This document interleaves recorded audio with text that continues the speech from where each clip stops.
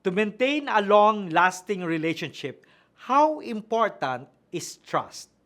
Para sa mabungang buhay, tayo na po't magkapet pandasal.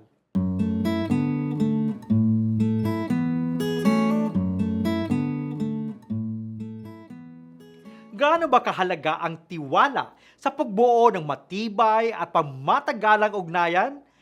Trust in a relationship comes from always being honest, communicating openly, and showing through actions that you can be relied on. Ang tiwala ang nagiging haligi o pundasyon ng mga pagmamahalang nagtatagal sa kabila ng maraming balakid at hamon sa buhay. Tinutulungan nitong lumikha ng kultura ng pakikipagkapwa, pagtutulungan at pagsasama-sama tungo sa pagkamit ng mga layunin at mithiin sa trabaho man o sa buhay. Proverbs says, "Trust in the Lord with all your heart and lean not on your own understanding. In all your ways, submit to Him, and He will make your path straight."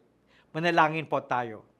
Panginoon, biyayaan mo kaming palaguin muli ang tiwala sa pamamagitan ng pakikipag-usap ng masinsinan at totoo upang sama-sama kaming magtataguyod ng kaharian ng Diyos.